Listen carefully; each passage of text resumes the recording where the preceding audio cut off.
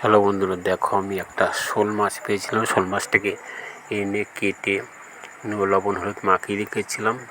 তারপরে গ্যাস ধরিয়ে দিলাম, দিয়ে কড়া চাপিয়ে দিয়ে তেল গরম হয়ে গেছে, মাছ ছেড়ে দিয়েছি। মাছগুলো দেখো ভাজা হচ্ছে। এবার ওইদিকে আমি মশলাটাকে করে নেবো।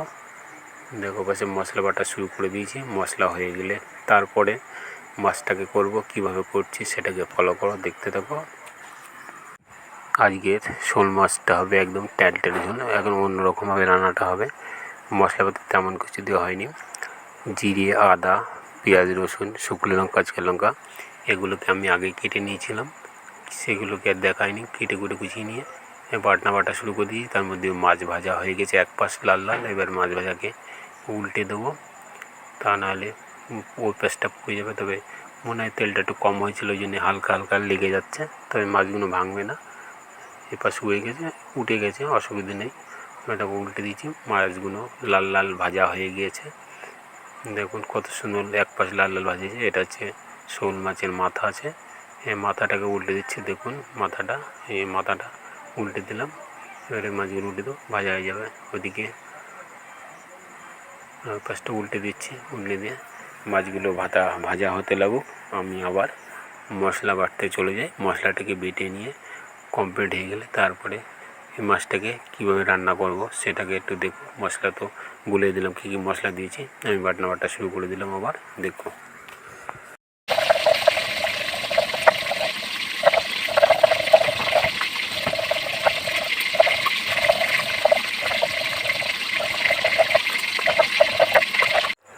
দেখুন আমার মশলা বাটা হয়ে গেল। নুড়া থেকে মশলাটাকে পরিষ্কার করে নিচ্ছি। নিয়ে এবার শিলেও হচ্ছে কি মশলা রয়েছে ছড়িয়ে ছিটিয়ে, সেটাকে এক জায়গায় করে নিয়ে এর বাটি নিয়ে নিলাম। এর বাটিতে মশলাটা তুলে নিচ্ছি। মশলা তোলা হয়ে গেল আমার। এবার হচ্ছে গিয়ে রান্নায় চলে আসবো। দেখুন মাছগুলো লাল লাল ভাজা হয়ে গেছে। এবার মাছগুলো বাটিতে নামিয়ে নেব। তার মধ্যে গ্যাসটাকে একটু কমিয়ে দিলাম। মাছগুলো ভাজা হয়ে গেছে। মাছ ভাজাগুলোকে বাটিতে নামিয়ে নিচ্ছি। দেখো আমার মাছ ভাজা নামানো হয়ে গেল। দেখুন আমি জিরে ফোড়ন দিয়ে দিলাম। এবার মশলা যেটা করেছিলাম, আদা, রসুন, পেঁয়াজ, কাঁচা লঙ্কা, শুকনো লঙ্কা যেটাকে বেটে নিয়েছিলাম, সেই বাটনাটাকে এবার কড়াইতে দিয়ে দিচ্ছি। দেখো সেই বাটনাটা আমি বাটিতে নিয়েছি। এবার হচ্ছে গিয়ে সেটাকে ঢেলে দিলাম। দেখো সেটাকে ঢেলে দিয়েছি। এবার এইভাবে মশলাটাকে নাড়াচাড়া করতে থাকতে হবে। যে কাঁচা কাঁচা ভাবটা আছে সেটা একটু ভাজা করে নিতে হবে, না গন্ধ বেরোবে।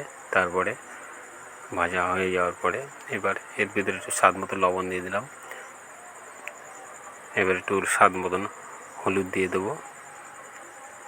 দেখুন স্বাদ মতন হলুদ দিয়ে দিচ্ছি। দিয়ে এবার এটাকে আবার নাড়াচাড়া করব, কেন হলুদ দেওয়ার পরে হচ্ছে কি নাড়াচাড়া করলে আর হয় না, সেটা পুড়ে যায়। হলুদ দেওয়ার আগে নাড়াচাড়া করে নিয়ে ভালো করে কাঁচা গন্ধটাকে কাটিয়ে দিতে হয়। এবার নাড়াচাড়া করা হয়ে গেল। এবার হচ্ছে গিয়ে আমি হালকা করে একটু জল দেবো। টেলটেলে ঝোল হবে, বেশি নয়, সামান্য একটু জল দেবো যাতে শোল মাছটা টেলটেলে ঝোল হবে। দেখো আমি জল নিয়ে আসছি। এবার জলটাকে দিয়ে দেবো। ছোটো ছোটো বাটি 3 বাটি জল দেবো। দিয়ে দিলে আমার এটা মোটামুটি যে পরিমাণ ঝোলটা রাখবো সেই পরিমাণ ঝোলটা এসে যাবে। তবে দেখতে থাকো, আমি 3 বাটি জল দিয়ে দিলাম। এবার জল দেওয়া গেলে ওটা নাড়াচাড়া করে খুন্তি দিয়ে এবার মাছ ভাজাগুলোকে দিয়ে দেবো। দেখো পাশে মাছ ভাজা ওই যে পাশে রেখেছি, ঝোলটাকে খুন্তিতে নাড়াচাড়া করে দিয়েছি। এবার মাছগুলোকে ঢেলে দিচ্ছি। দেখো মাছগুলো ঢেলে দিলাম। এবার এটাকে একটু নাড়াচাড়া করে ঢাকা দিয়ে দেবো। দেখো এবার এটাকে ঢাকা দিয়ে দিচ্ছি। ঢাকা দিয়ে দিলাম। এটা হতে লাগুক, তারপরে আবার ফিরে আসছি। হ্যালো বন্ধুরা, দেখো আমি আবার ফিরে এসেছি। আমি গাবলাটাকে তুলে দিচ্ছি।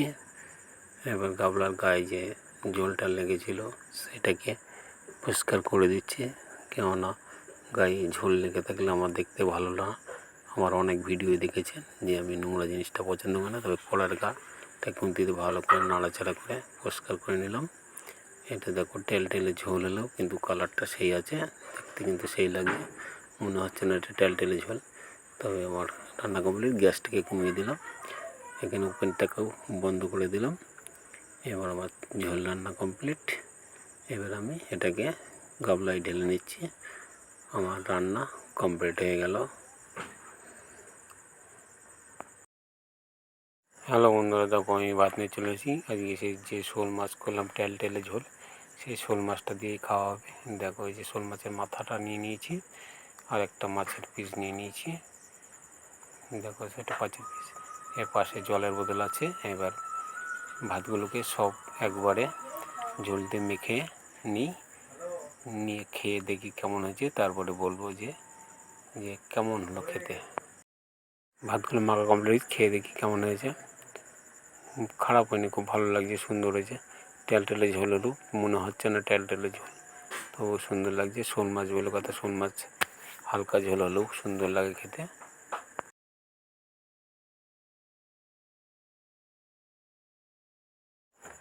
তবে এবার একটু শোল মাছ খেয়ে দেখি শোল মাছটা কেমন লাগছে। শোল মাছটা সেই লাগছে, লাল লাল করে ভাজা, সেই লাগছে।